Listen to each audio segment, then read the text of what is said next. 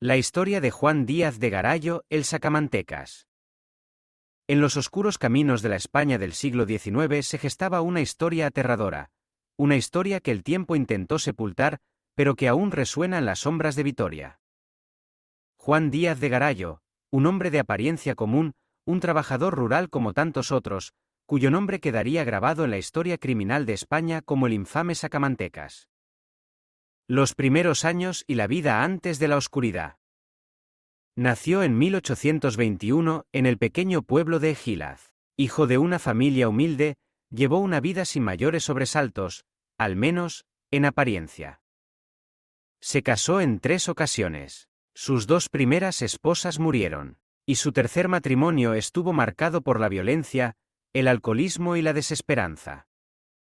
Nadie sospechaba entonces que este hombre de manos callosas y mirada gélida escondía dentro de sí el alma de un depredador. El nacimiento de un asesino. A sus 50 años, algo cambió, algo oscuro, algo que nadie pudo prever.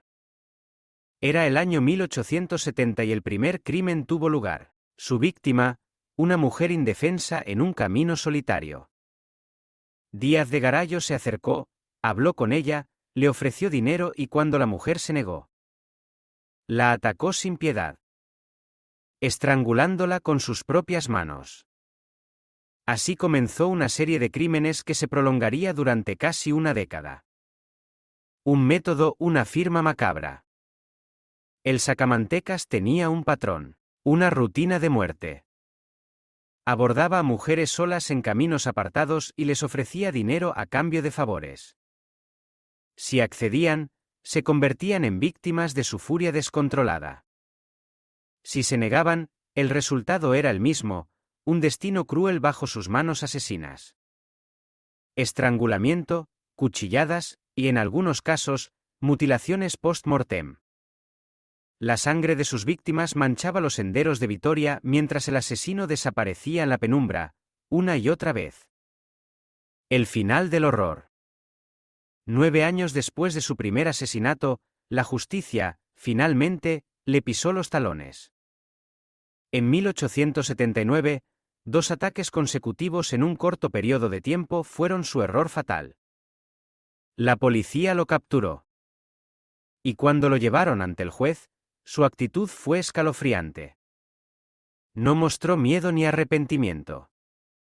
Solo una fría indiferencia. Fue condenado a muerte. Su castigo, el garrote vil.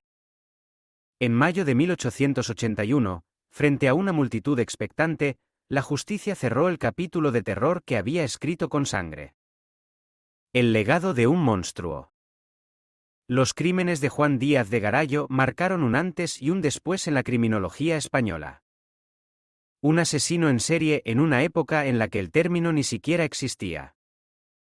Su historia sigue viva en las sombras, en los callejones, en las crónicas que susurran su nombre. El Sacamantecas. Una pesadilla real que se escondía tras el rostro de un hombre común.